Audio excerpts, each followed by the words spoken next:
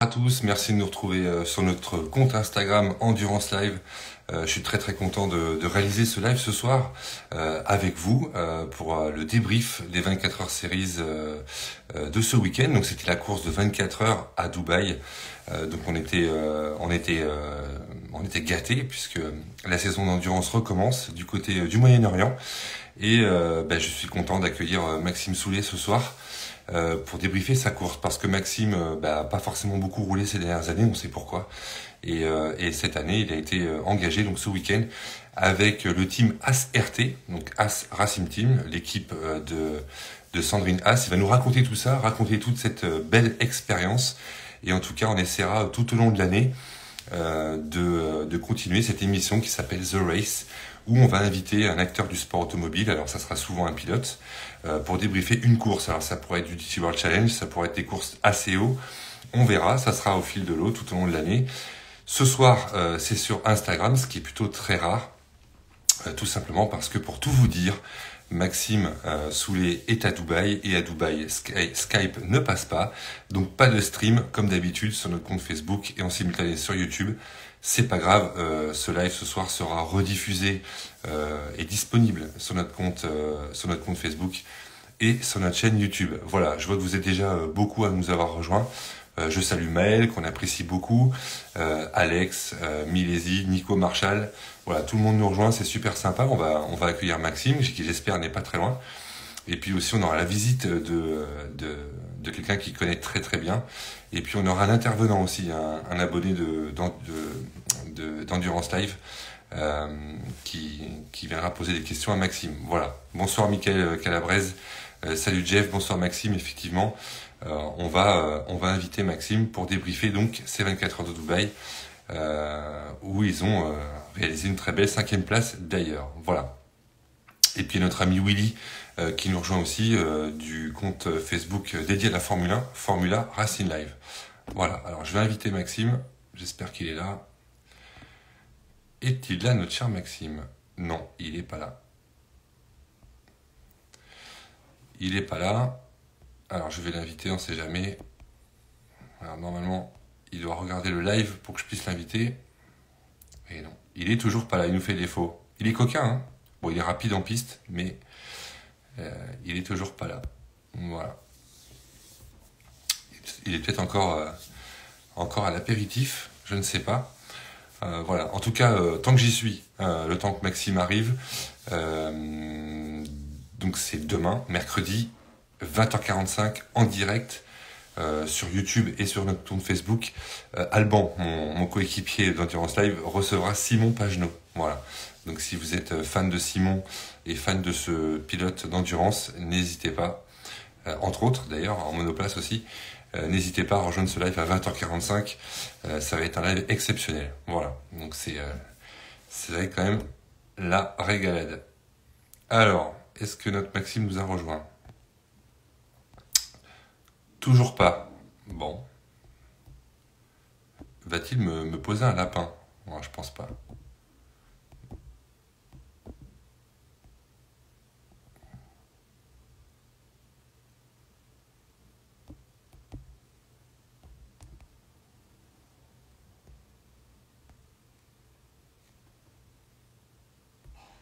Ami qui va me sauver. Voilà. Donc,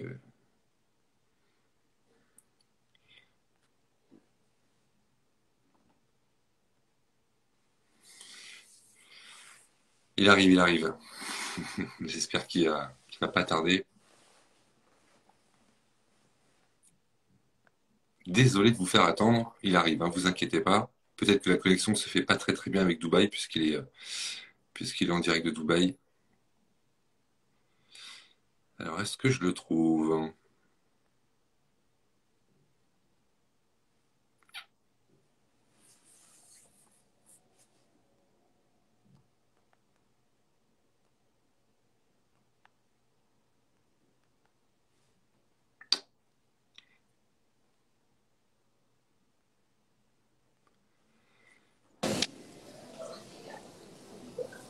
Bonsoir Laurent, Salut Jeff, comment vas-tu? ça va pas mal, ça va pas mal. Bon, heureusement que tu es là, hein. Il est pas là, l'ami Maxime? Non, Ah là là là. non, il me fait défaut. Ah, c'est le décalage horaire avec Dubaï. Ouais, ça va être ça. Il est 23h, 21h30 à Dubaï.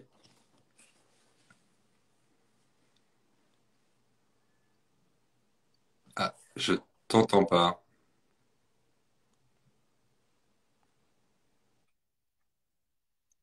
Ça y est, c'est bon, je t'entends. Ouais, c'est que j'ai eu un appel en même temps, c'est pour ça que ça a coupé. Il n'y a pas de souci. Tu es déjà, tu te trouves où, Laurent, plutôt? Je me trouve au soleil. Ouais, je vois ça.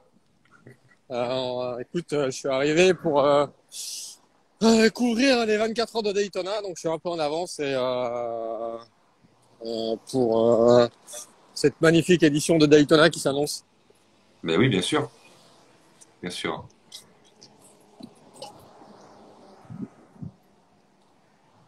Tu vas assister au Roar ce week-end, j'imagine?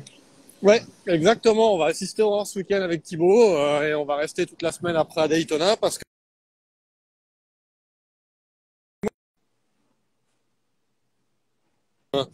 il faut être d'attaque. Il y a pas mal de boulot en perspective et tout, donc c'est plutôt euh, c'est plutôt pas mal. C'est plutôt positif. Ouais. Alors, en attendant, Maxime, qu'est-ce que tu peux nous dire rapidement? Nouvelle catégorie, hein, les LMDH avec le GTP. On aura un beau plateau aussi en LMP2, LMP3, et puis Oui. un GTD Pro aussi et GTD. Ouais, exactement. C'est assez ouvert partout et évidemment, je pense que tout le monde aura les yeux tournés vers cette nouvelle catégorie GTP prometteuse avec l'arrivée des LMDH qui remplacent les DPI. Donc bon, le maître mot, on le sait déjà, hein, ce sera la fiabilité plus que la performance avec des voitures qui sont toutes neuves et qui vont débuter en compétition en plus sur une course de 24 heures. Mais euh, mais ça s'annonce, ouais, ça s'annonce bien en GTD Pro, ça s'annonce très bien en LMP2 aussi. Donc non, non, c'est plutôt positif. Donc on a hâte d'y être. Et puis ouais, on va voir ce que ça va donner, ouais. Bon, bah, super, impeccable. Le format des qualifications a changé, parce que Maxime n'est toujours pas là. Le format des qualifications a changé. Avant, on avait une course de qualification, et, Ouais, euh, et désormais, ça reste des qualifications classiques ce week-end, hein, c'est ça? ouais, c'est un petit peu, ils sont un petit peu rétro-pédalés en fait, l'IMSA revenu en arrière pour refaire le système qui était prévu avant. Bon, après, je pense que là, c'est bien aussi d'être comme ça parce que comme c'est la première course de la catégorie GTP, c'est aussi bien que tout le monde puisse, même s'il y a déjà eu des essais à Daytona, que tout le monde puisse un peu se jauger sur une séance d'essai. Et après, bah, écoute, on verra ce que ça va donner. On verra ce que ça va donner pour les qualifs. Mais bon, une course de 24 heures à Daytona, c'est pas forcément le plus important. Ouais, effectivement, effectivement. Bon, bah, c'est bien, ça s'annonce pas mal. On a tous hâte de voir tout ça, l'aurore évidemment, et puis dans même un peu plus d'une semaine, donc la course. Ouais. Euh, Qu'est-ce que tu peux nous dire un petit peu sur les évolutions un petit peu du LMDH et du LMH, Intercar? On a vu aujourd'hui une petite réaction de Glickenhaus, de James Glickenhaus, qui n'était pas forcément super content vis-à-vis de Porsche, Ouais. à venir avec les 24 heures du Mans qui se profilent à l'horizon au mois de juin. Bah ouais, t'as toujours évidemment, comme t'as une BOP entre LMH et LMDH, on va voir aussi ça aussi, quel va être le résultat. Et ouais, il a mis un petit peu le pavé dans la mare suite à une déclaration du patron de chez Porsche Motorsport. Et puis bon, Jim Glickenhaus, on sait de toute façon qu'il a pas la langue dans sa poche. Donc c'est quelqu'un qui est franc du collier et c'est tout à son honneur parce que c'est quelqu'un qui paye toute sa poche. C'est pas quelqu'un qui a beaucoup de partenaires. C'est un peu lui qui met l'oseille. Donc il a la faculté de dire lui-même ce qu'il pense, ce qui est pas forcément le cas, si tu veux, du côté des prototypes, enfin des constructeurs, pardon, où ils sont un peu plus réservés. Et là, lui, il a taclé à la carotide direct. Bon, en même temps, on peut le comprendre, hein. Moi, en tant qu'observateur de l'endurance, c'est sûr que construire sa voiture de A à Z pour une LMH et ajouter des pièces certes complexes sur une LMDH, c'est quand même pas simple et je trouve ça un peu surprenant quand même euh, que Porsche fait pas un peu profil bas et se dit voilà on, on, on se dit voilà le LMH ça reste quand même plus complexe dans l'exercice du montage de la voiture et de la conception de la voiture. Bah, ce qui m'étonne un peu, c'est la déclaration. Ouais. La Voilà. déclaration de Oui, Laudenbach, c'est un peu étrange, un peu bizarre, mais bon, si lui a sorti ça, c'est bien qu'il doit y avoir une raison, c'est bien que lui pense ça. Bon, maintenant, je pense qu'il s'est lui aussi s'est fait tacler un petit peu par les fans depuis la déclaration. Et comme en plus, pas de bol, Jim Glickenhaus, c'est quelqu'un qui a quand même une cote de popularité assez importante, quelqu'un qui a apprécié des fans et qui pour son côté ouverture. Et bon, après, on savait de toute façon déjà dès le postulat de départ que ce serait compliqué quand même. Hein. Ces associations LMH et LMDH, on n'est pas sur des mêmes réglementations, même si on a une BOP. Mais comme on n'a pas eu de course, on n'a pas eu de confrontation encore entre les deux parce qu'on n'en aura pas avant les 1000 miles de Sebring, parce qu'à Daytona, il n'y aura pas de prototype LMH. tout à fait. Donc là, pour l'instant, tout le monde part un petit peu dans l'inconnu, donc on sait pas trop ce qui va se passer, ce qui va se passer à ce niveau-là. Ok. Alors, est-ce que Endurance Info, tu es le rédacteur en chef, pour ceux qui ne savent pas, qui nous regardent, parce qu'il y a beaucoup de gens qui nous rejoignent, du coup, on est passé sur un Before Daytona presque, c'est marrant. Tout ça pour parler de Maxime Soulet à la base, hein, C'est je ça tiens à le pour rappeler parler. quand même. Hein. Exactement, donc on est désolé, parce qu'il est toujours pas là. C'est pas grave. Est-ce qu'Endurance Info va nous... Donc, je rappelle aux personnes qui nous regardent que vous pouvez vous abonner pour avoir des contenus spéciaux à 18 € par an et pas par mois. Par an, je précise. Est-ce que toi, Laurent, tu as prévu un programme spécial sur ton site internet à l'occasion de ces 24 heures de Daytona? Bah, programme spécial, si tu veux, on va aller évidemment à la chasse aux infos avec Thibaut, parce que comme je te l'ai dit, on sera là-bas tous les deux dès l'aurore et on va essayer de prendre un petit peu la température. On va aussi parler de nos Français quand même, hein, parce on a un fort contingent de pilotes français qui va être sur place cette année dans les différentes catégories. Donc forcément, on va pas les mettre de côté. Et puis on va essayer aussi d'aller à la rencontre un petit peu des pilotes qui viennent d'horizons différents, aussi bien des pilotes d'IndyCar que des pilotes de NASCAR. Ça aussi, c'est un peu ce qui fait la particularité et le charme de ces 24 heures de Daytona. Et pour Endurance Info, ce sera la 14e année sur place pour les 24 heures de Daytona. Donc, je suis en train d'ailleurs de terminer un article sur le sujet parce que on était là pour la première fois en 2009 avec ces vieux prototypes qu'on appelait les DP que nous on connaissait pas en Europe et on peut dire que depuis 2009 le monde a changé mais le monde de l'endurance aussi a changé. Hmm. Ok, effectivement. 14 ans, c'est beaucoup. Il se passe beaucoup de choses. Et je me souviens d'un article que tu avais fait, je crois que c'était sur tes 20e Le Mans ou quelque chose comme ça, qui était très intéressant. Évidemment, c'est plein de souvenirs, plein d'images. Et ta première fois, je crois, avec ton papa, ou quelque chose comme ça hein, pour Le Mans. C'était Ouais, ça. Hein. alors Le Mans c'était plus de 20 fois, les 20 fois c'était pour Spa, pour les Oui, 24 heures, mais autant pour moi. Le Mans on est bien au-delà de 20 et Daytona, alors c'est un peu ce que j'expliquais dans un article qui est quand même plus un article personnel qu'un article, si tu veux, tourné autour du sport auto. Mais moi j'ai longtemps rêvé quand j'étais ado d'aller en Floride, euh, de par, c'est un peu cliché, hein, mais de par la série de flics à Miami. Et j'avoue qu'être allé en Floride pour la première fois en 2009, ça restera pour moi quelque chose d'inoubliable. Et avoir pu la chance d'y retourner maintenant, je sais pas, ça doit faire, je sais pas, 30 fois peut-être que je vais en Floride. Et il y a toujours ce petit côté charme où je pensais jamais dans ma vie venir en Floride à Miami un jour. Ouais, bah, ça te change les Deux-Sèvres. Alors ça c'est le moins qu'on puisse dire, surtout si tu veux au mois de janvier, parce qu'ici il fait quand même particulièrement beau, même si c'est pas Ouais, non plus. ça se voit. Je pense que Max à Dubaï est un peu plus chaud qu'ici, Ouais. mais bon ça va, on va pas se plaindre. Il fait beau, on est au soleil, on peut travailler, c'est plutôt pas mal. Bon, bah, c'est bien. Une belle expérience à nouveau pour toi et tous ceux qui te lisent à venir. Tant que Maxime arrive, si ça te dérange pas, on continue. Hein. Moi, on fait un peu d'actu. Lilou Wadou a été promu pilote officiel GT Ferrari. Excellente nouvelle. Et on n'est Ouais. pas surpris. On n'est pas surpris finalement. Non, mais c'était un petit peu le but, c'était un petit peu le but pour elle. Et, maintenant, Ce qui est quand même, à mon avis, très très fort. Et ce qu'il faut surtout pas sous-estimer, c'est que Lilou, il y a 2 ans, elle était encore en Alpine Cup et elle est passée de l'Alpine Cup à la LMP2 sans faire la moindre faute, sans sortir de la piste et en étant régulière. Et avoir pu tester en plus la Toyota LMH en fin de saison. Et maintenant, rebondir comme pilote officiel Ferrari avec évidemment l'ambition d'aller dans l'hypercar Ferrari à terme.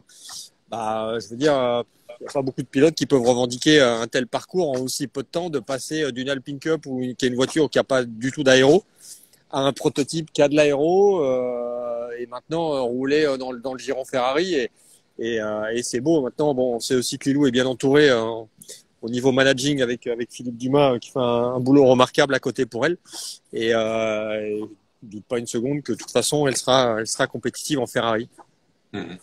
Michael Calabrese qui nous dit a-t-on déjà une idée de ses futurs coéquipiers? On a une idée de son gentleman qui est Luis Pérez Campank, qui était l'un des premiers, qui est un pilote argentin, qui est la famille de Ezequiel Pérez Campank qu'on retrouve en GT3 et qui Luis Pérez Campank qui roulait au début il y a une bonne dizaine d'années en LMP2 notamment, déjà chez AF Corse, mais l'équipe s'appelait Pecom Racing et qui a roulé après avoir roulé en LMP2, qui a roulé aussi en GT. Donc pour le troisième pilote, il va falloir attendre un petit peu encore. Pour le troisième pilote, oui, le troisième pilote, ouais, pardon. Tout à fait.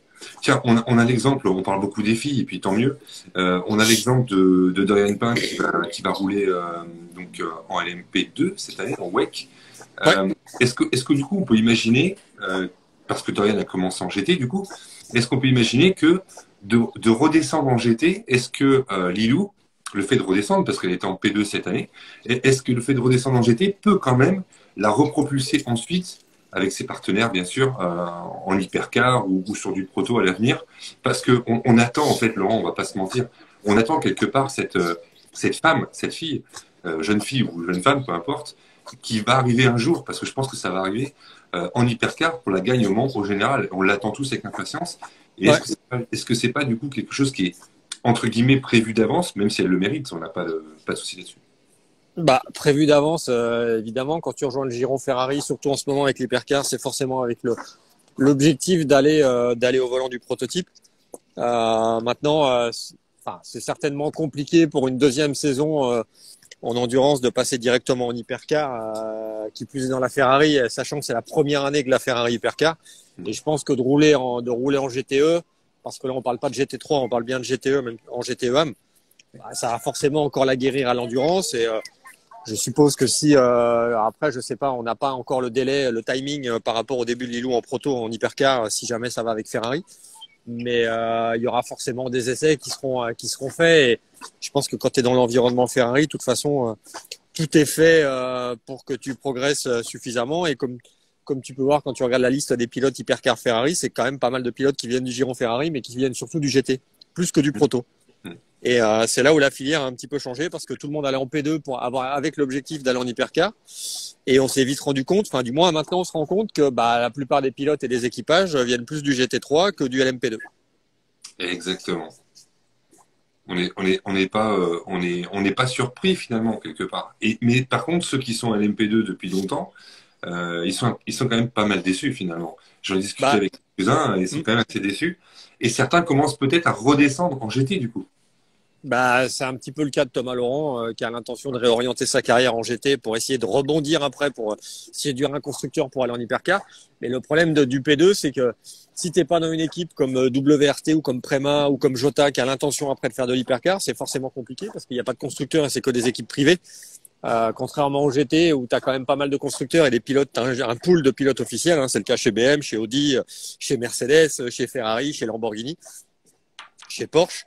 Donc c'est forcément plus facile quand tu es dans une filière de passer du GT au proto, même si comme on peut le voir chez Porsche, par exemple un Julien Andlauer roulera toujours en GT, roulera pas en hypercar cette année. Donc il y en a un petit peu, il en faut un petit peu pour tous les goûts.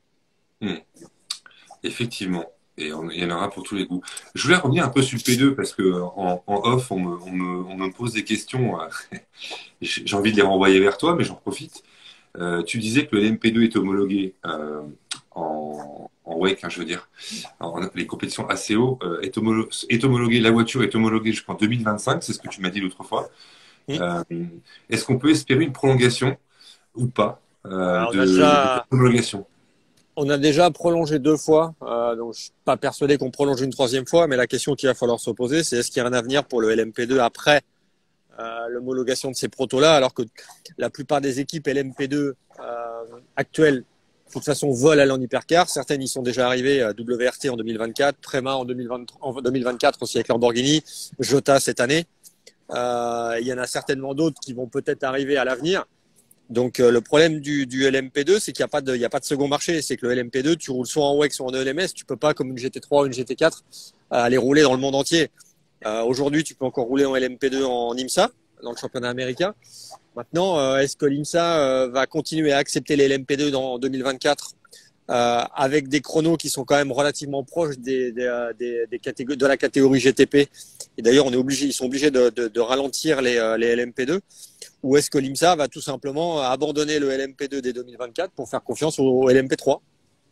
Donc après, il va se poser une question, parce que tu as 4 constructeurs qui sont homologués, sélectionnés pour développer une nouvelle LMP2, mais pour ça, il faut quand même que ces constructeurs-là ils trouvent un intérêt financier et arrivent à vendre des voitures et à essayer de gagner de l'argent quand même, et pas construire une voiture pour en vendre 4. Si tu regardes Dallara, il n'y a quasiment pas de voiture. Il n'y a pas de voiture d'ailleurs en LMP2. Ligier, il n'y a pas de voiture non plus. Et Riley, on en a quasiment jamais vu. Donc pour l'instant, là, on va avoir un petit peu de musique. Là, donc, je sais pas si ça s'entend derrière, mais C'est pas grave, on entend un peu. C'est les nouvelles enceintes, portatives. Et voilà, donc il faut un marché pour ça. Donc c'est sûr qu'il va falloir se poser une question de savoir est-ce qu'il y a un avenir pour le nouveau LMP2, et combien ça va coûter, parce que pour l'instant, moi je remarque une chose, c'est que le LMP2 ça va moins vite, mais ça coûte toujours aussi cher. Je veux dire, le moteur, même s'il fait plus longtemps, ça coûte aussi cher. Même si on utilise moins de freins, ça coûte aussi cher. Tout coûte aussi cher au final, alors que les voitures vont moins vite. Et c'était pas le postulat de départ. Donc ça a un petit peu changé la donne. Alors, merci pour ces super infos, Laurent, parce qu'il y a quand même des équipes, je dirais pas qui, peu importe, c'est pas méchant ce que je dis, qui me disent non, mais c'est bon, on en a encore pour 4-5 ans. J'étais surpris qu'une équipe me dise ça. En LMP2? Oui. Bah, t'as encore 23, 24, 25, t'as encore 3 ans. Après, ça me paraît quand même compliqué. Et si en plus, chaque année, tu dois réduire la puissance des voitures, on va se retrouver avec des voitures qui vont pas aller beaucoup plus vite qu'une LMP3, et là, ça a plus de sens. Je veux dire, on a fait des nouvelles LMP2 en 2017 parce qu'elles allaient plus vite, parce qu'elles étaient plus faciles, parce qu'elles séduisaient les gentleman drivers. Et maintenant, ces gentleman drivers prennent de moins en moins de plaisir, parce que c'est plus vraiment ce qui était l'origine du nouveau LMP2 au final. Alors, Laurent, justement, concernant le LMP2, il y a Grégory8155 qui nous dit concernant le LMP2, il y en a marre d'assister à une Oreca Cup. Pourquoi n'y a-t-il que seulement 4 fabricants de châssis? Bah, Oreca Cup, je veux dire, Oreca, il est pour rien s'ils ont la voiture, la meilleure voiture. Je veux dire, en théorie, tout le monde est parti avec un cahier des charges, avec un règlement, et tout le monde a développé sa voiture. Alors, évidemment, Oreca avait l'habitude, l'expérience du modèle précédent, l'expérience aussi de travailler avec Toyota en LMP1. Donc ça, je pense que ça a forcément aussi joué un rôle favorable. Mais maintenant, c'est comme ça. Alors, pour être totalement honnête, moi, ça me dérange pas, dans le sens où en LMP2, c'est la seule catégorie encore avec le LMP3 un petit peu, mais où il n'y a pas de BOP. Et vu qu'il n'y a pas de BOP, bah, tu sais plus facilement quelle est la meilleure équipe, quel est le meilleur pilote, ce qui est plus vraiment le cas dans les autres catégories où tu es toujours dépendant de la BOP et tu sais jamais trop ce qui va arriver, ce qui va t'arriver. Et ça, c'est de toute façon, on n'a pas le choix, on va pas revenir en arrière, on peut pas supprimer la balance de performance. Mais c'est sûr qu'en P2, c'est un peu plus facile d'avoir une idée un petit peu plus précise, en fait, si tu veux, du plateau et des forces en présence et des capacités des uns et des autres. Ouais. Mais moi personnellement, ce que j'adorais en LMP2, et heureusement qu'il y a eu LMP2, parce que ces dernières années au Mans ou en WEC, si t'as pas le P2 et si t'as pas le GTE, ben, dans la catégorie Rennes, c'est compliqué. En LMP1, puis après Hypercar, il n'y a pas eu de bagarre, ou presque. Voilà. Et alors que les LMP2, on assistait quand même à des bagarres extraordinaires. Les pilotes se donnent à fond. Ça se base sur la stratégie et sur la préparation de la voiture et sur le talent de l'équipe et de la stratégie. On l'a dit, c'était plutôt pas mal finalement cette Eureka Cup. Moi, ça me plaisait vachement. Enfin, j'ai pas honte de le dire. Et Ouais, ça me fait chier. ouais. Après, on peut pas. Enfin, c'est toujours embêtant d'appeler ça une Eureka Cup. Enfin, moi, je dis pas ça comme c'est pas moi qui le dis. Hein, c'est Mais, le. mais, mais, mais oui, t'as qu'un constructeur en P2. Mais je te dis, bon, il n'y a qu'un constructeur en P2, mais ça a d'autres. On va pas dire des avantages, mais c'est différent. Bah ouais, C'est mais différent. on parle pas de Bob. Peut pas y avoir de tricherie, on va dire, ou presque. Enfin, ouais, c'est plutôt pas mal. Bah, surtout qu'avec les nouvelles LMP2, normalement, il y aura une espèce de pseudo balance de performance qui devrait être en place. Bon, écoute, c'est encore un petit peu tôt. Hein. Je pense que de toute façon, du côté de la FIA et de la CO, on a déjà suffisamment à faire avec les débuts de la catégorie hypercar, mais dans son ensemble avec LMH et LMDH, plus les GT3 qui vont arriver en WEC, en ELMS et au Mans en 2024. Et je pense qu'après, il va être temps aussi de voir ce qu'on va faire avec le futur LMP2. Ouais. Ok, Laurent. Bah merci pour ces infos. En tout cas, on est pressé de voir ce que ça donne. On va déjà voir. Elles sont encore là cette année, donc tant mieux. Ouais. On verra ce que ça donne et elles sont pas encore disparues, donc tant mieux. Euh, Non, non, non. Juste pour finir, parce que je pense que Maxime n'arrivera pas. Il doit être coincé entre une bière et un steak haché ou un steak, je sais pas, au restaurant. Une dernière question ou deux, ça t'ennuie pas? Parce qu'il y a Alban qui me dit vous faites un talk, bah non en fait c'est que je suis pris au piège et puis je dis bah attends que t'es là on discute, c'est bien, c'est cool. Il y a un peu de monde en plus, c'est plutôt pas mal. L'Intercontinental va revenir bientôt. Alors là je parle de GT évidemment. Il y aura l'Asian, mais l'Asian je laisse à Alban en parler. L'Intercontinental va revenir avec les 12 heures de Bathurst. Voilà, est-ce qu'on peut regretter encore une fois c'est sans animosité. Est-ce qu'on peut regretter une petite grille à Bathurst début février? Et puis, est-ce qu'on n'a pas des difficultés pour la course qui suivra, encore en intercontinental avec Kialami? Ouais, ouais, ouais, ouais. Et par rapport à la grille, je parle, hein, excusez-moi. Ouais. Pour en avoir discuté assez longuement avec Stéphane Rattel à Abu Dhabi, c'était pour la finale IGTC 2022 là, à la mi-décembre. Ouais. Lui, il était plutôt confiant pour réunir un plateau pour Kialami, même si le plateau il y aura pas 40 voitures, faut pas rêver, parce que le problème de l'Afrique du Sud, c'est qu'il n'y a pas d'équipe locale vraiment avec des GT3 de pointe. Il y a un championnat sud-africain, mais avec plutôt des GT3 de la génération précédente. Donc c'est un petit peu, enfin, l'objectif de l'IGTC, c'était un peu de s'appuyer sur des équipes locales pour éviter de transporter des équipes des voitures pardon d'Europe et du matériel. Donc ça c'est possible en Asie, c'est possible aux États-Unis, mais c'est un peu plus compliqué évidemment en Afrique du Sud. Et donc j'espère qu'on aura une grille quand même d'une vingtaine de voitures, ce qui serait plutôt pas mal. Ouais. Et après pour en venir à Bathurst, écoute. Oui, il y a peut-être un petit peu moins, il y a peut-être un peu moins de voitures de pointe, enfin un petit peu moins de voitures, oui. Mais on a pu voir le week-end dernier aussi aux 24 heures de Dubaï, il y avait moins de voitures, mais c'est pas pour ça que la compétition était pas là. Et je pense qu'à Bathurst, quand tu regardes la qualité des équipes, la qualité des équipages en piste, et puis le Bathurst, enfin je veux dire Bathurst, ça reste Bathurst, le Mont Panorama, t'as ça nulle part, enfin tu retrouves ça nulle part ailleurs. Enfin, c'est un régal d'aller là-bas. Le circuit est complètement fou, l'endroit est complètement fou, le public est complètement fou. Enfin, c'est vraiment le truc. Ouais, non, mais c'est une expérience à vivre, hein, Bathurst. Hein. Enfin, c'est l'Australie qui est une expérience à vivre. Et je suis assez d'ailleurs pas déçu, mais un petit peu déçu quand même de pas y retourner cette année.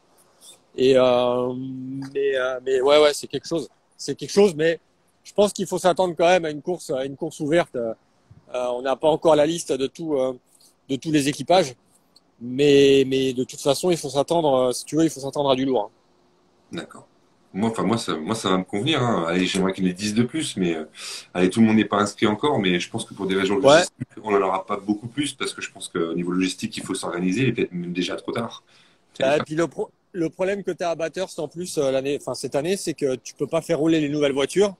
Donc pas de 296 GT3, même si Ferrari de toute façon n'est pas prévu de s'engager en IGTC, mais pas de Porsche 992 GT3R. Donc bon, ça c'est un petit peu dommage, mais écoute, bon, moi le plateau, le plateau de cette année va être suffisamment sympa avec pas mal de pilotes de renom et tout. Donc non, ça s'annonce plutôt bien. Ça s'annonce plutôt bien. Pour conclure sur l'Intercontinental GT Challenge, ce qui est plutôt pas mal, et moi ça m'a ravi, je t'en ai souvent parlé, c'est qu'on a un retour à 5 courses. Donc ça c'est une bonne chose parce qu'on était à cause du Covid, on était redevenu à un format de 4 courses. Revenir à 5 courses, c'est pas mal, c'est quand même plutôt bien. Ça sera plus un vrai championnat comme on l'aimait avant. Bah ouais, c'est un championnat. Franchement, pendant le Covid, enfin quand il y a eu le Covid, on savait pas trop quel avenir donner au championnat parce que c'est quand même des déplacements qui sont lointains. Hein. Il faut aller à Indianapolis, avant il fallait aller à Suzuka, là il faut aller à Bathurst. Évidemment, t'as Spa au milieu, mais plus Kialami. Mais bon, c'est un championnat qui coûte quand même relativement cher hein, parce que les déplacements, comme je le dis, sont assez lointains. Mais mais c'est un championnat plutôt axé sur les constructeurs quand même. Donc bon, euh, il faut pas s'attendre à avoir 40 voitures sur chaque manche. Ce sera le cas aux 24 heures de Spa de toute façon. Mais après, pour le reste, ça risque d'être un petit peu plus compliqué en termes de nombre. Exact, exact. On a eu dans l'actu aussi, Laurent, on parlait de GT, de compétition de GT. On l'a lu aujourd'hui ou hier, je crois que c'est aujourd'hui.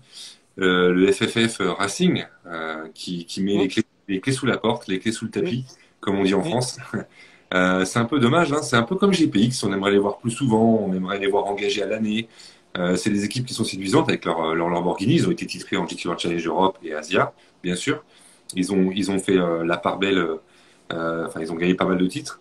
C'est plutôt pas mal. C'est un peu dommage parce que ils avaient toujours des line-up solides, des livrées qui étaient toujours un peu pétantes. On aimait les voir avec quasi enfin, une pole supprimée la dernière à Spa notamment. C'est une équipe qui disparaît, c'est un peu dommage. Quelles sont les raisons? C'est financier, c'est d'autres projets peut-être?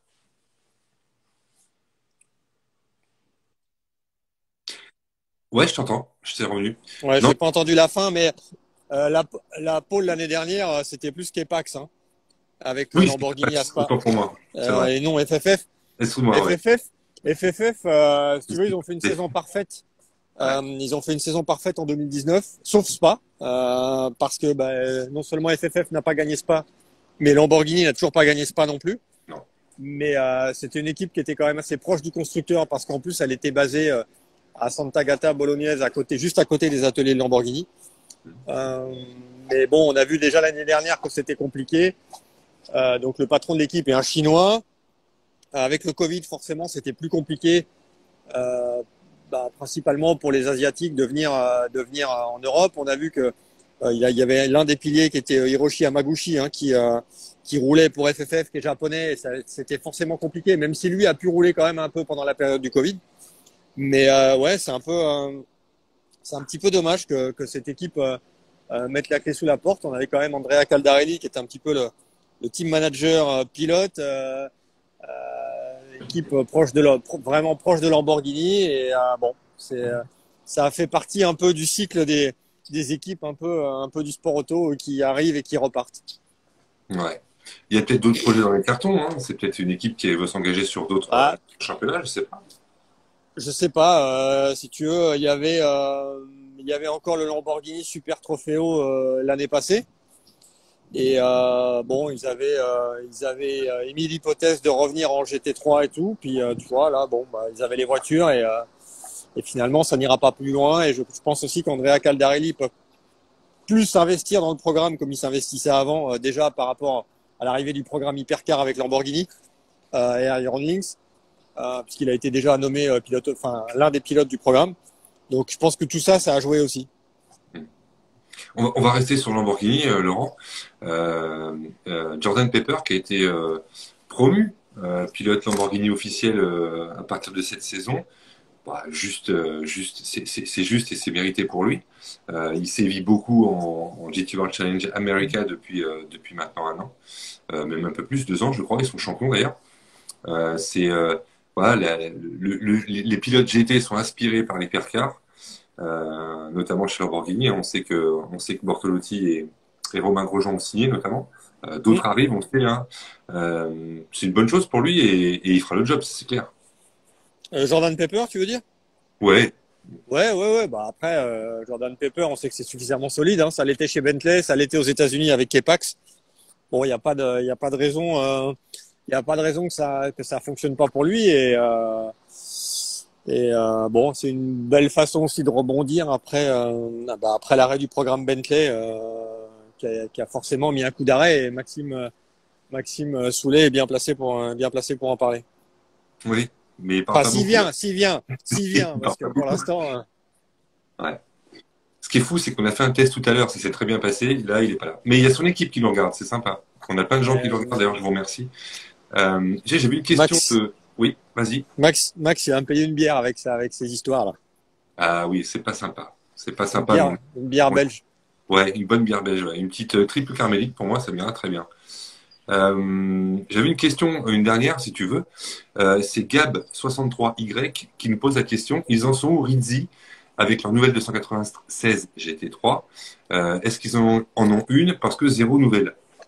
Bah oui, il y en a une qui va rouler en GTD Pro aux 24 heures de Daytona, Eh oui, avec évidemment des pilotes officiels, même s'ils n'ont pas vraiment communiqué encore officiellement pour le programme et qu'est-ce qui va en être. On sait que Rizzi avait émis l'hypothèse aussi enfin, s'était montré intéressé par la catégorie hypercar à l'avenir.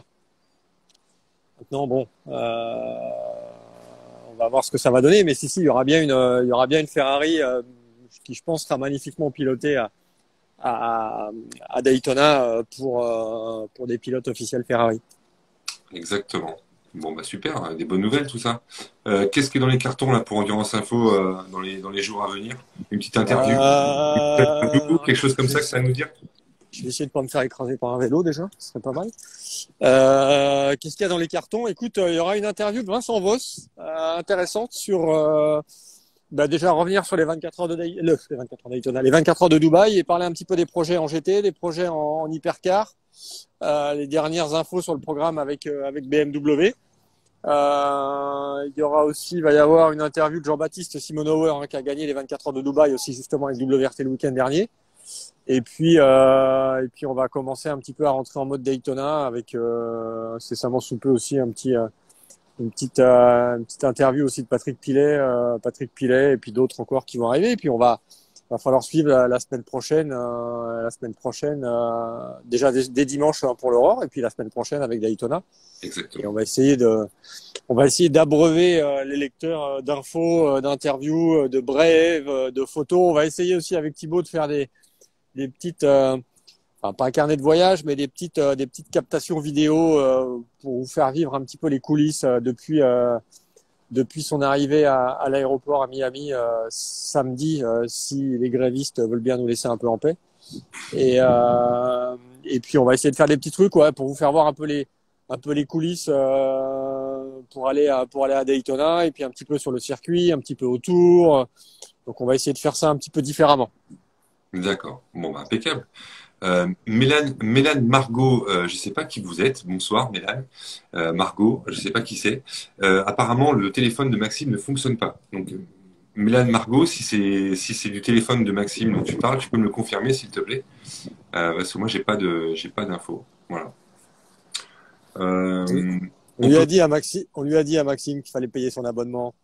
Oui, il y en a qui payent pas les trucs et d'autres, c'est l'abonnement téléphone. Euh, Laurent, est-ce que tu as encore 5 minutes? Et puis après, c'est bon, je te laisse tranquille. Ça te va? Ça devrait aller. Ouais, ça va? Bon, ok. Si tu veux, attends.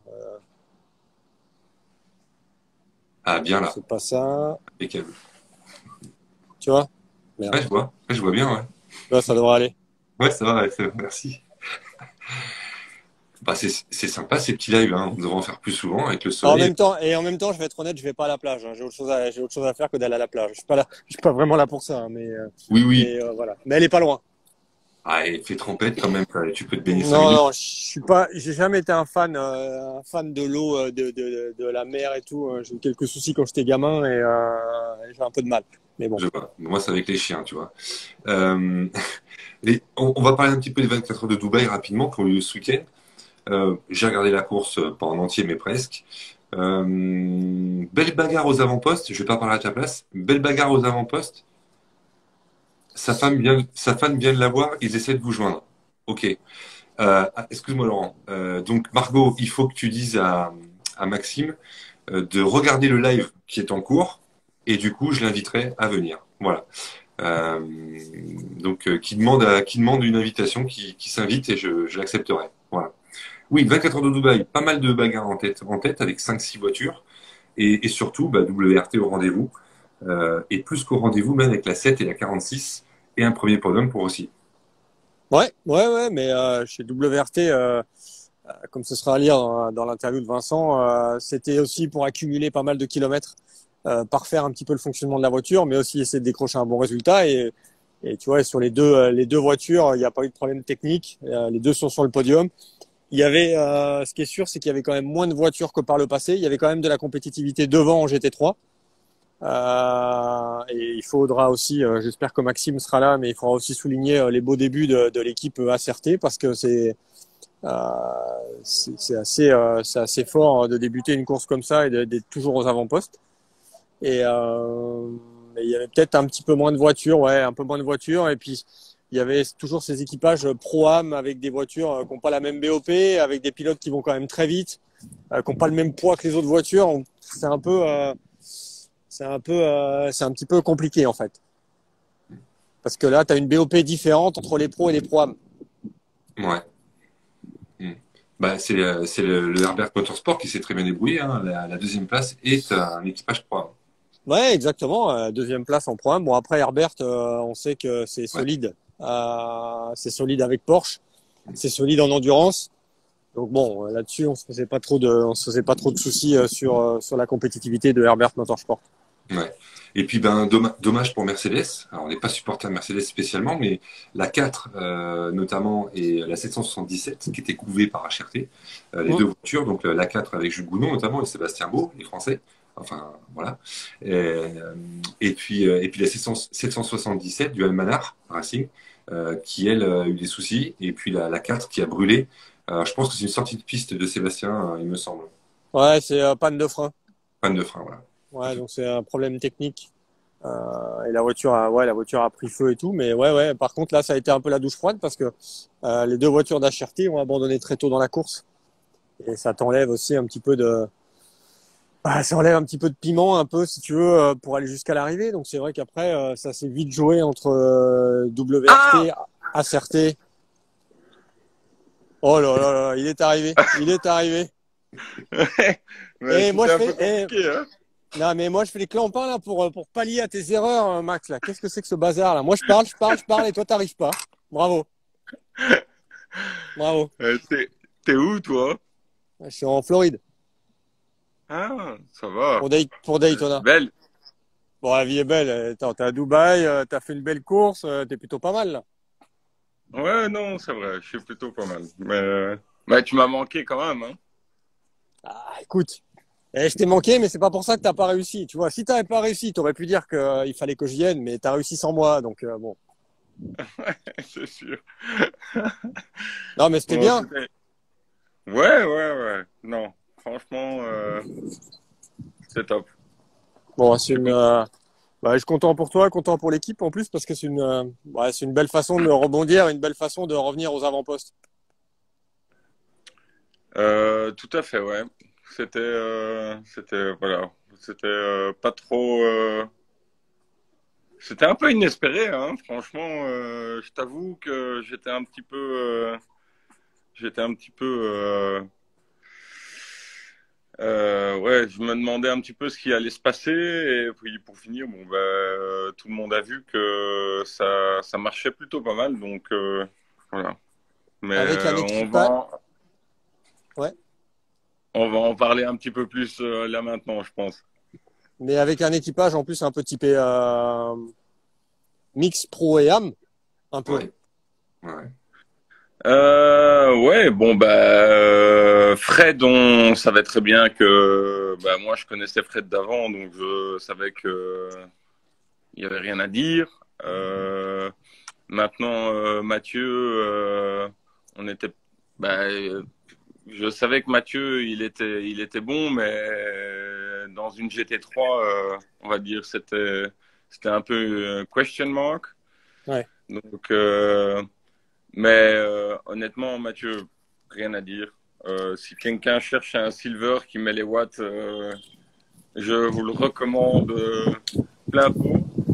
Et puis les deux âmes, entre guillemets, ouais, voilà, ils ont fait leur boulot. Y a pas grand-chose à dire, quoi. Ok. Bon, on va te revoir avec la voiture ou pas? Bah, déjà, on me revoit la semaine prochaine avec. Non, cette semaine. Ah, ah oui, tu fais les 6 heures d'Abu Dhabi? Ouais, Oh exact. là là Ouais, là. C'est bien, C'est c'est bien. c'est ce week-end, Maxime, c'est pas la semaine prochaine. ouais, c'est ce week-end, ouais. Oui, oui. Ouais, Et, t'imagines, La j'ai semaine jamais prochaine, autant c'est ce roulé week-end. que maintenant, en fait. et sur une Audi en plus, qui l'eût cru? Et sur une Audi, en fait. Ouais, c'est top, Hop, hop, hop. Et c'est après, top. tu sais, non, un peu ou pas? Non, honnêtement, je sais pas. Bah, les seuls trucs que je sais, c'est que je fais le VLN avec CP Racing. Hum. Euh, tu vois bien qui c'est, CP Racing, Ouais, c'est ouais, la Mercedes. la Mercedes. Ouais. Et après, ici, on verra bien comment ça se déroule, quoi. Ok. Bon, je vais vous laisser quand même Ah, Laurent, discuter parce que vu que t'as un peu de retard maintenant, donc ça va être à toi de parler. Ouais, sorry, c'était compliqué, j'arrivais pas à comprendre comment ça marchait. Bref. T'as appelé Claudie Faucon pour avoir la réponse ou pas? Non, j'ai appelé Natacha. Ah, ok. ah, Ok. Bon, ça Ma femme, marche. elle m'entend, elle va me tuer.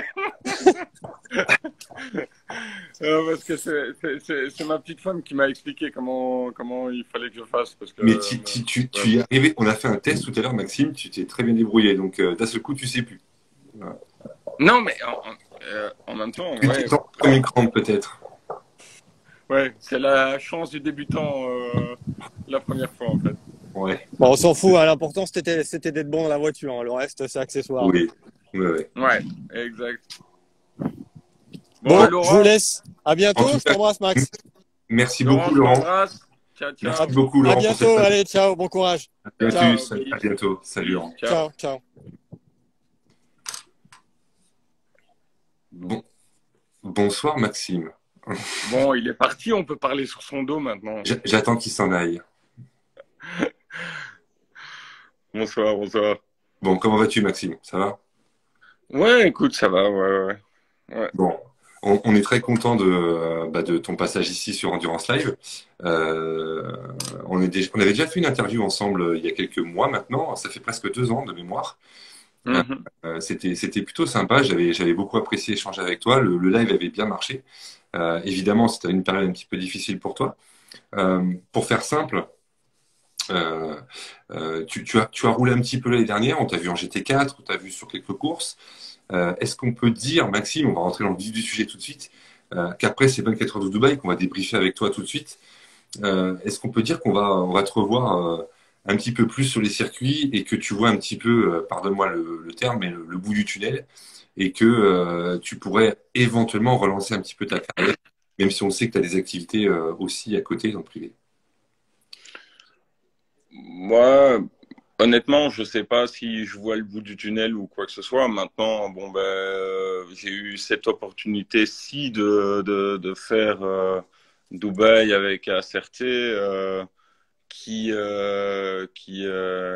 venu un petit peu comme comment on peut dire ça? Comme un lapin dans un chapeau. Je sais pas Mhm. si on peut dire ça comme ça, mais Comme un cheveu sur la soupe. voilà exactement. Ou honnêtement, je sais que Sandrine elle le regarde, donc il faut que je fasse attention à ce que je raconte, mais euh, honnêtement, quand on t'appelle pour des trucs comme ça, bon ben t'en as 10 par hiver, donc tu n'y crois pas vraiment. Et là, bon, ben, on vient de rouler à Dubaï et ça a plutôt bien marché. Et, je, et je pense qu'on aurait pu même faire un podium. Donc, avec un team qui n'existait pas il y a 4 mois, faut pas oublier ça. Mhm.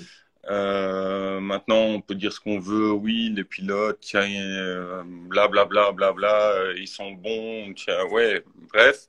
Mais il y a pas que les pilotes qui comptent, il y a aussi l'équipe. Et l'équipe, franchement, je pense que personne n'aurait parié 5 euros sur eux. Donc voilà, maintenant, dire que là, je suis de retour,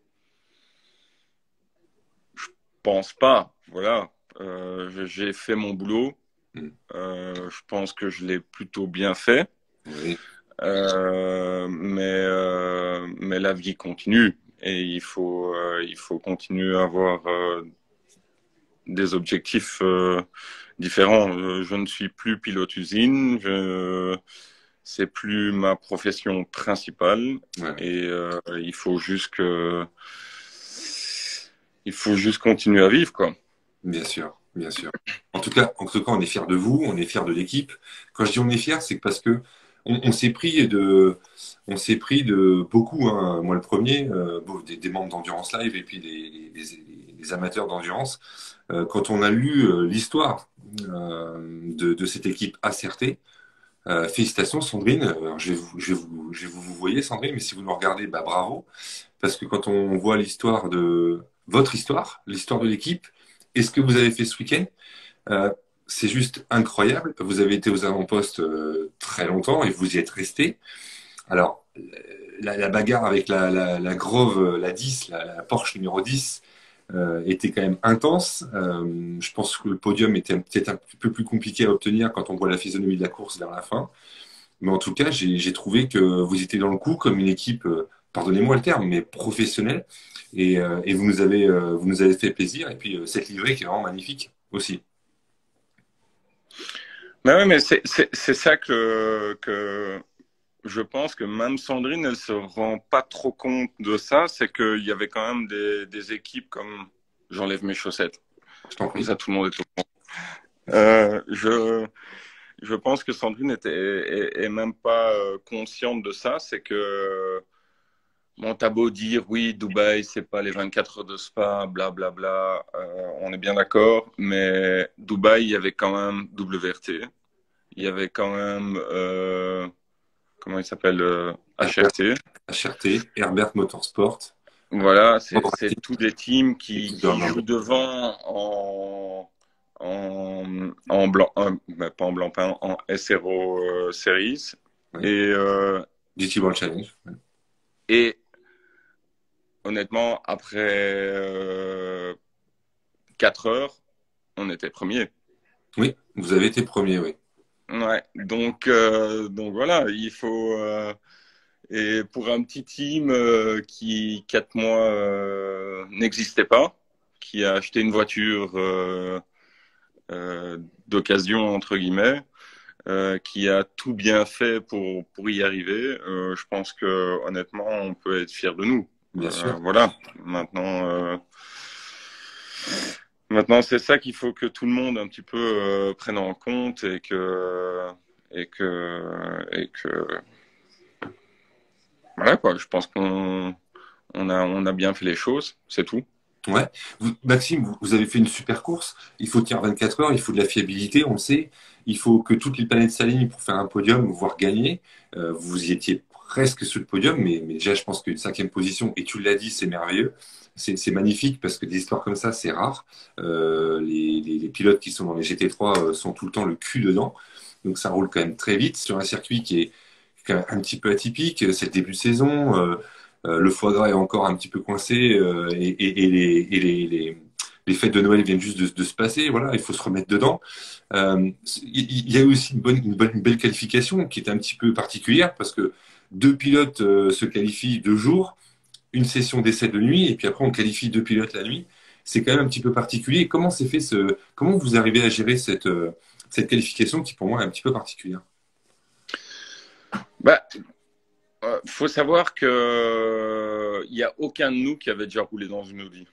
Donc moi, j'avais jamais roulé dans une Audi parce que tout le monde m'avait toujours mis avec une auréole au-dessus de la tête, avec Bentley en, en lumineux. Donc j'avais jamais roulé dans une Audi, que ce soit moi, Mathieu, Olivier ou Benjamin, évidemment Fred. il avait déjà roulé dans une Audi. Oui. Personnellement, moi, j'avais jamais roulé à Dubaï. Donc, moi, j'ai dû tout apprendre, en fait, d'un coup. Donc, c'était un petit peu marrant parce qu'il y a Fred qui était le team, pas...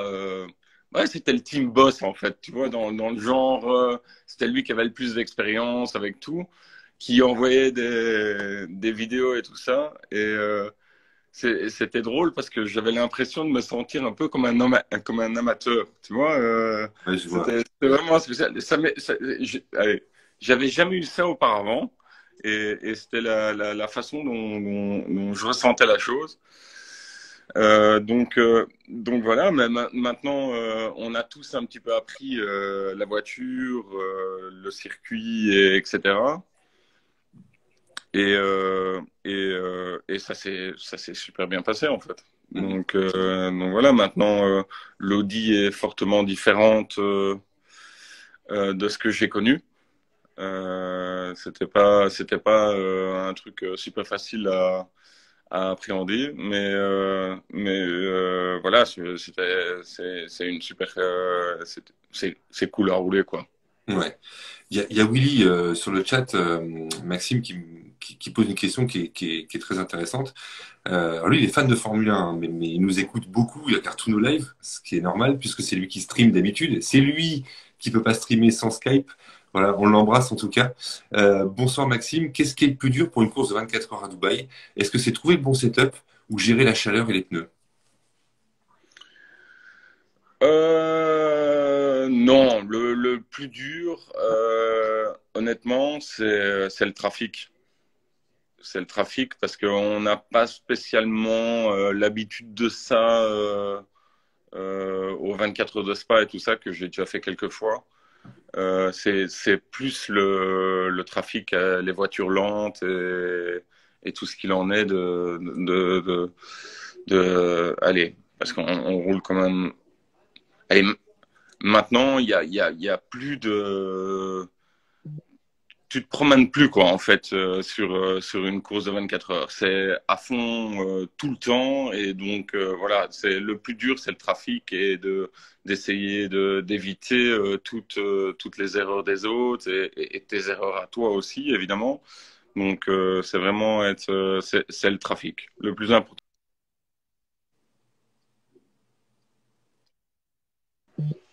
Oui Maxime, vas-y. Ah, attends, je t'entends pas. Oui, Ouais, vas-y. tu peux continuer, on t'entend, c'est bon. Bon. Ah, vous m'avez entendu là? Ouais, tu peux Vous parler. m'avez perdu quand? Comment? Vous m'avez perdu quand? Au début de ta phrase, la dernière phrase.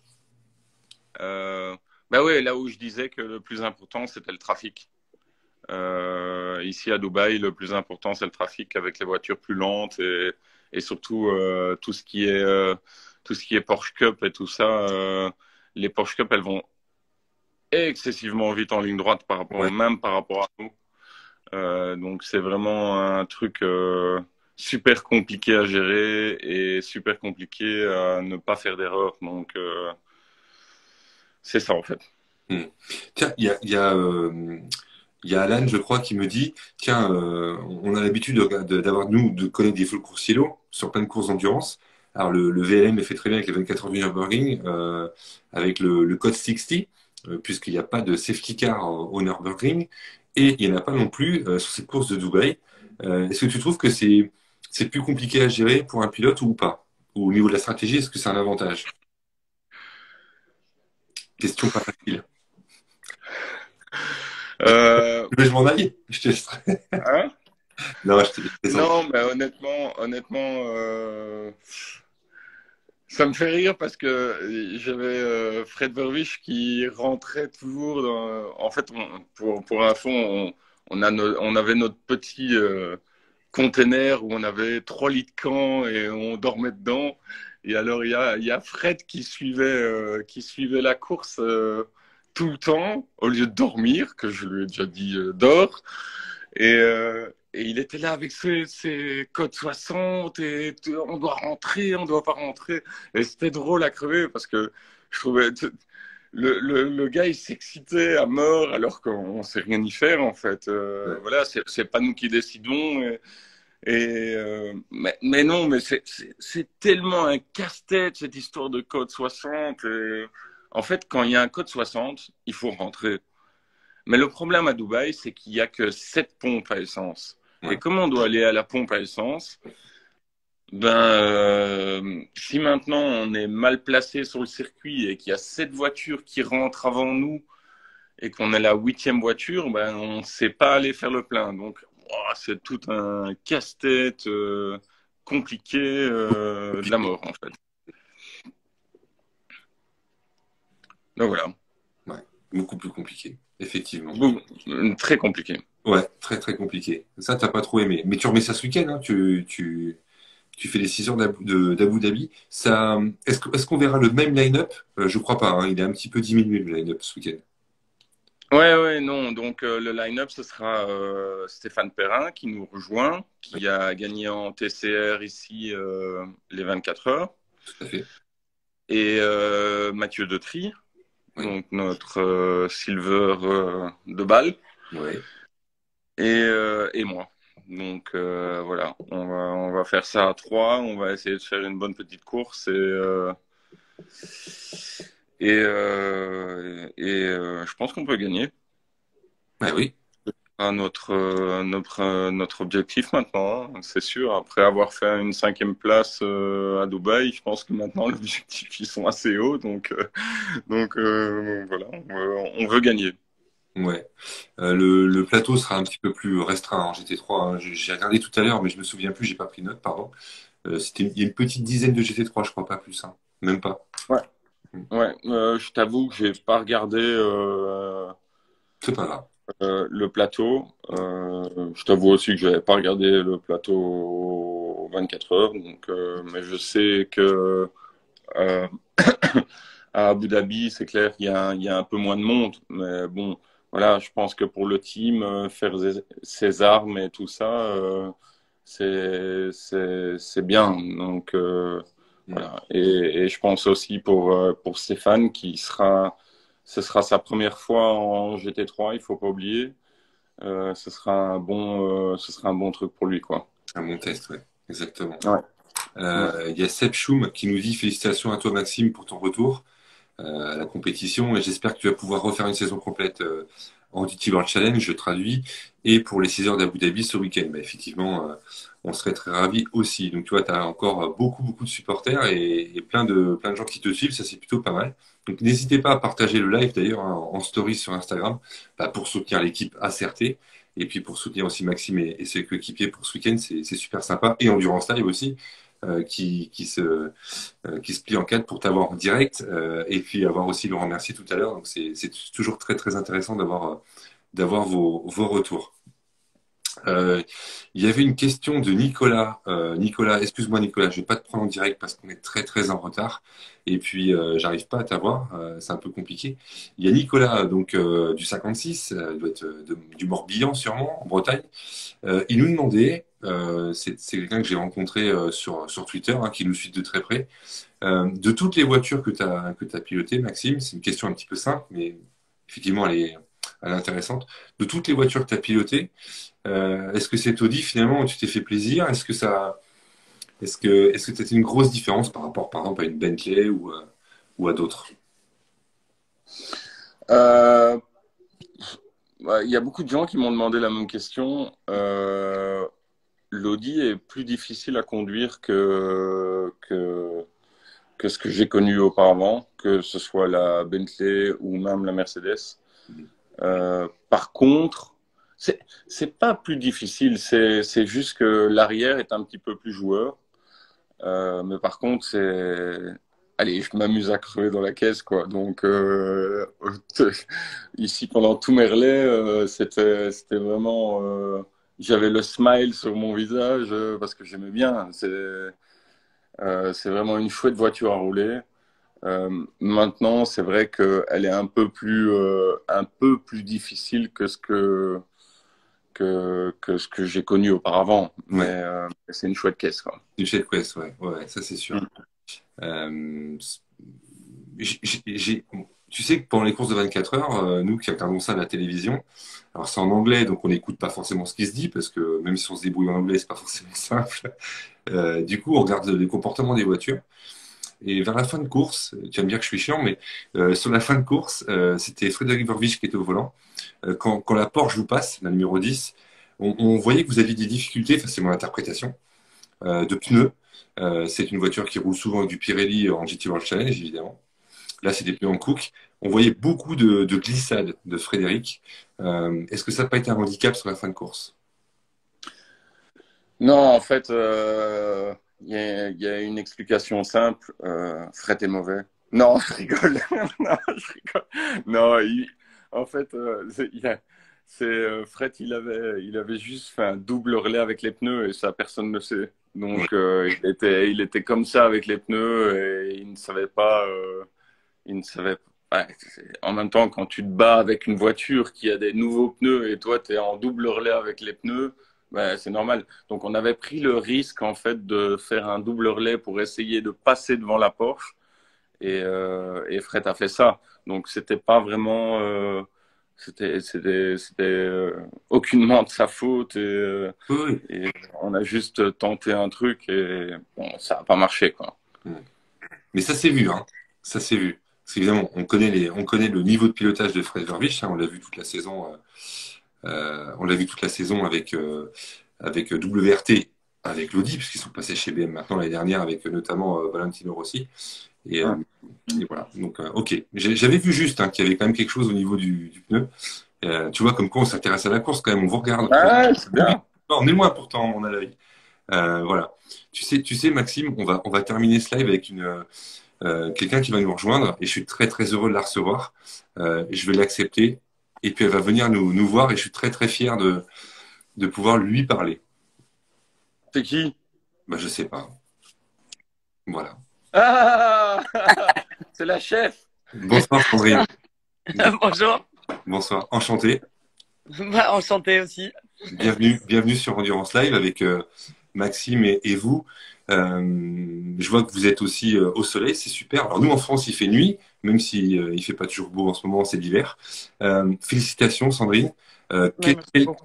Quelle course, quel line-up, une stratégie presque menée d'une main de maître et puis une histoire incroyable de cette équipe. Et en parler avec vous, avec Maxime, comme ça en direct sur notre groupe, c'est une fierté pour nous et je voulais avoir un petit peu votre ressenti, c'est pour ça que je vous ai invité. Bah, moi, ça a été énormément de stress, d'émotion, surtout à la fin. C'est pas compliqué. À la ligne d'arrivée, j'étais en train de pleurer. Bah voilà. C'est une aventure. À un moment, je me suis dit, mais dans quoi est-ce que je me suis encore embarquée? Parce que voilà. Et puis, non, une super équipe. Une super équipe complète, c'est-à-dire et les pilotes, et les mécaniciens, et les ingénieurs. Et ça, je pense que c'est ça qui a fait aussi qu'on arrive quand même à terminer cinquième et qu'on fasse aussi bien, entre guillemets. Hmm. Ah, il y a beaucoup de gens qui vous félicitent, hein. Nicolas notamment, félicitations pour ce résultat. La livrée est magnifique et encore bravo pour cette première. Sandrine, je vais vous avouer quelque chose. La première fois que j'ai entendu parler de votre équipe, vous vous appelez Sandrine Haas, hein, j'ai pas précisé, donc c'est pour ça que c'est Ouais. et il n'y a pas de rapport avec la F1, donc ça c'est fait, on Non. passe. Voilà. Ni avec l'IndyCar à l'époque Ni non avec plus. une car. Et la première chose que j'ai vue, c'est la voiture. Et je me dis, tiens, ces couleurs me rappellent les couleurs du Nil. Et elle est juste magnifique. Et quand on a vu après le line-up et votre histoire dans la presse, je me dis, ça va être quelque chose de très fort. Et c'est très courageux de votre part de vous engager en endurance sur ce type de compétition. Bah, je sais pas si c'est courageux ou si c'est un peu Même, fou, quoi. si, quand même. Ouais. Ouais. Vous projetez de vous engager sur d'autres compétitions en GT World ou en VLN, je sais pas, ou vous allez simplement Euh, rester en Créventic cette année. Alors, cette année, on va essayer d'être raisonnable et de rester en Créventic. Ouais. Euh, à la question, parce que j'ai vu dans le chat, là, parce que je suis très nulle à Instagram et tous ces trucs-là, donc j'ai dû demander à mon fils comment on faisait. Euh, j'ai vu la question, est-ce qu'on va participer aux 24 heures de Spa? Ben, on aimerait bien. Voilà. Donc, ce serait la seule chose qu'on ferait en dehors de Creventic cette année. si on le fait. Et après, on verra. Mais on se dit, bah, déjà, commencer une saison complète de Creventic, ce serait déjà pas mal. Oui. Et ensuite, bah, on verra si Maxime est sage. Si je le mords pas, je le griffe pas entre-temps. Si Maxime a ses chaussettes, si Maxime ne boit pas trop de bière et ne mange pas trop, ça devrait aller. Bah, comme moi, je ramène du rhum d'Antigua et pas de la bière. Mais c'est pas le même fluide. Mais moi, Voilà. j'aime pas le rhum, donc c'est bon. Ah bon, bah voilà. Donc, bah, lui, il boira de la bière et puis les autres du rhum. Non, bah, on verra. Là, avec ce qui s'est passé, bah, déjà, ce qui est génial, c'est que Audi Sport est venu me voir en particulier, et, en demandant, ne comprenait pas d'où on sortait et ce qui se passait. Et nous ont clairement dit, enfin, m'ont clairement dit à moi et à Chris, donc le team manager, qu'ils nous soutenaient et qu'ils allaient vraiment nous aider déjà cette saison. Donc, Ouais. ce qui est pas mal, quoi. Ouais. Très très bien. Et après, on verra. Ouais. Bon, vous pouvez être content de ce premier résultat. Franchement, on s'est régalé. Abu Dhabi arrive. Maxime nous en a parlé ce week-end. Ouais. On va vous suivre de près aussi. J'espère une victoire, au moins un podium. Ça serait plutôt pas mal. Et puis c'est pas très loin en plus. Hein. C'est à quelques pas de Dubaï. Ouais. Ouais, non, non, ça c'est pratique. Ça c'est vachement pratique que ça. Et c'est la raison aussi pour laquelle on a dit bon, ben ok, on reste. Parce que c'est vrai qu'à la base, c'était pas tout à fait prévu. Ouais. Euh, Ouais. D'accord. Vous deviez faire que Dubaï finalement. on avait dit Dubaï et puis on rentrait pour tout préparer pour le Mugello fin mars. Parce que bon, il faut quand même se dire que les voitures là, elles voyagent en container et que ça prend 6 semaines, Ouais. 5 à 6 semaines. Hmm. Euh, ce qui fait très long pour remettre tout vérifier. Quand il faut réviser les boîtes, les moteurs, ça fait c'est une semaine de moins, ça fait un peu choc. Donc les pauvres, ils vont rentrer, et ben ils vont devoir turbiner encore et encore et encore. Enfin bon, c'est le jeu, mais on verra. C'est le jeu, mais c'est le quotidien des équipes qui parcourent le monde. Il y a Max Ouais. Gobert qui nous dit, Sandrine et Maxime, pour mieux vous aider, Audi devrait donner un contrat de pilote professionnel à Max. Ça sera réglé comme ça et on n'en parle plus. Merci, bonsoir, comme on dit dans le film Dickeneck. Alors ça, c'est tout ce que c'est ce que je souhaite à Max, c'est que ou à Mathieu d'ailleurs aussi, Oui. c'est que des gens comme Audi se disent ah, ben, ils sont là, ben, il faut les engager. Oui, bon, ça m'arrangera pas moi après parce que il faut. Ce qui serait pas mal, c'est qu'Audi les signe comme pilote tout le temps et que nous, ils nous demandent d'être équipe de chez eux. Ça, ce serait. Bon, faut pas rêver. Mais c'est vrai que si Audi pouvait signer Max ou Mathieu, bah, c'est tout le mal que je leur souhaite, quoi. Hmm. Bah, Sandrine, vous savez, Audi peut vous aider et puis à la limite, vous faites l'Asian Le Mans Series, vous êtes sur place. Vous restez, vous la mettez pas dans le container, vous restez toute l'équipe et puis vous faites l'Asian Le Mans Series. Ouais, mais non. Moi, je suis bien sur mon caillou. Non, non, là-bas, ça me tente pas trop. Ouais, Antigua, hein. Ouais, Antigua et Barbuda. C'est juste au-dessus de la Guadeloupe pour ceux qui savent pas. Voilà. Et pour terminer, je crois qu'il y avait une fédération de sport automobile, c'est ça? Oui. C'est ça? Ouais. Alors chez nous, la SN s'appelle Antigua Pro Racing et donc le bureau, comme l'île n'est pas très grande, elle est en bas de la rue et c'est un bureau officiel FIA, donc il y a d'autres îles qui n'ont pas d'ASN ou pas de FIA, donc ils viennent jusqu'ici. Bon, parfait. Quelle histoire, quelle histoire. Sandrine, je ne veux pas prendre trop de votre temps, mais Non, mais parce que c'est l'interview de Max, c'est pas moi. Non, mais oui, elle en a plein de temps, t'inquiète pas. Elle on- fait rien à Antigua, là. Regarde, elle boit son café au soleil et c'est tout ce Non, qu'elle non, fait, non, hein. non, non, non, non, je suis juste. Au Non, Coca non. Zéro. Oui, bah oui, parce que le café, comme je suis tombée de mon lit à 3 heures du matin avec le décalage horaire.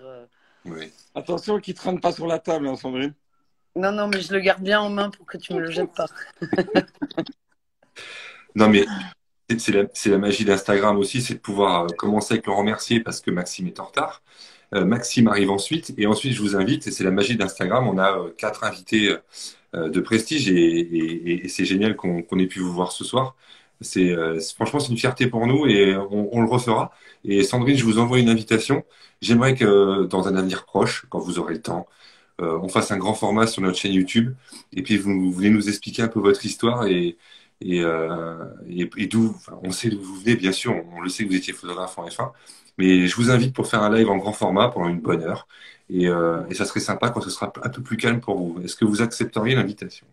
Avec plaisir. Bon, ben, c'est noté. Maxime, tu me passeras le numéro de Sandrine, s'il te plaît? Je sais pas, je peux, Sandrine? Parce que, Ben oui. attention, elle est difficile. Je peux? J'en ferai bon usage. J'en ferai bon usage. Écoute, après, on verra si tu l'as fait, si oui, je te frappe ou si c'est bon. Ça va. Merci. Bon, bonne soirée en France et puis Maxime, sois sage. Hein. Ouais, t'inquiète. Il est toujours sage. Ciao. Ciao tout le monde. Au revoir, Salut. Sandrine. Au revoir. À bientôt. Et encore bravo. À bientôt. Bon, Maxime, toi, Ouais. toi qui es toujours sage, tu seras sage ce week-end, tu nous fais une belle course. Et puis on en reparle bientôt. Tu vas venir nous voir, tu reviendras nous voir. Ouais, non, bien, avec grand plaisir. Tu sais bien que je suis toujours open à nos discussions parce que je trouve ça cool. Voilà, on peut discuter de tout, il n'y a pas de filtre et ça, j'aime bien. Donc Ouais. Donc Puis voilà. on dit pas trop de conneries. Pardon? On dit pas trop de bêtises, ça va. Non. Et puis, je pense que connaissant Sandrine maintenant, c'est ça qui lui plaît aussi. Tu vois, Sandrine, elle a zéro filtre. Faut Oui. savoir, elle a zéro filtre. Donc, elle aime bien ça aussi, un peu dire ce qu'elle pense. Et bah, de toute façon, elle le dira. Et je pense que c'est ça qu'elle aime aussi. Donc c'est ça que elle acceptera avec volontiers votre invitation. Bon. Mais, On le fera en grand format avec un Skype qui fonctionne parce que certains pays n'autorisent pas Skype, donc c'est pour ça qu'on est basculé sur Instagram ce soir. Mais on lui fera un grand format, tu verras nous voir. Et puis le principe, Maxime, de The Race sur Endurance Live, c'est de débriefer tout au long de la saison des pilotes différents, leurs courses. On choisit soit au hasard, soit parce qu'il est français, soit parce qu'il y a une belle histoire, enfin peu importe, qu'il soit professionnel ou pas. Donc je te réinviterai à l'occasion du VLN ou quand tu as envie, quand on se contactera. Et on refera ça ensemble, ça pourrait être super sympa. ah bah écoute, on peut faire ça dimanche après la course d'Abu Dhabi, par exemple. Voir comment ça s'est passé.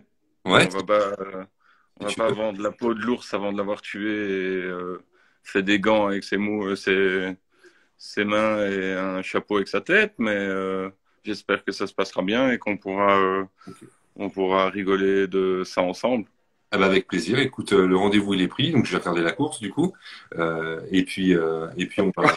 Non, non, c'est pas ça. C'est que tu sais, les courses sont longues et on n'est pas tout seul à la maison. Donc si on passe notre temps tous les week-ends à Ah bon? longue, je me fais engueuler. Voilà. Non, je plaisante. J'ai beaucoup de chance de pouvoir le faire. Je vais regarder la course ce week-end et puis on se contacte, on se fait un petit Instagram comme ça.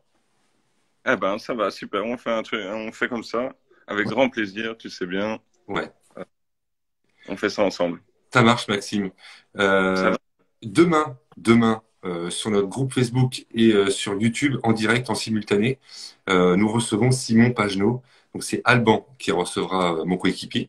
Alban recevra Simon Pagenaud demain en direct à 20h45.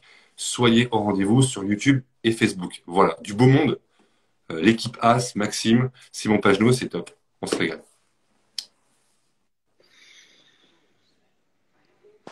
Tu m'entends? Quoi? Tu m'entends? Ouais. Ouais, je t'entends. Ça marche. Merci beaucoup, Maxime. On se dit rendez-vous dimanche ou lundi, on verra. On va faire ce petit débrief d'Abu Dhabi. Et puis, pour la tradition, c'est toi qui conclus ce live. Et puis, je vous donne rendez-vous à très bientôt. Voilà. Je te laisse conclure. Et je vous souhaite une très bonne soirée parce qu'il commence à se faire tard à Dubaï. Il y a plus de 3 heures chez vous. Ouais. Je vous souhaite une très bonne soirée à tous et merci d'avoir écouté. Et JF, je t'embrasse. Ciao, ciao. Ciao, ciao. À bientôt. Salut tout le monde et merci de nous avoir suivis ce soir. On s'est régalé. Voilà. Merci pour toutes vos questions. Merci pour les partages aussi. À bientôt. Ciao, ciao. Salut Maxime. Ciao. Ciao.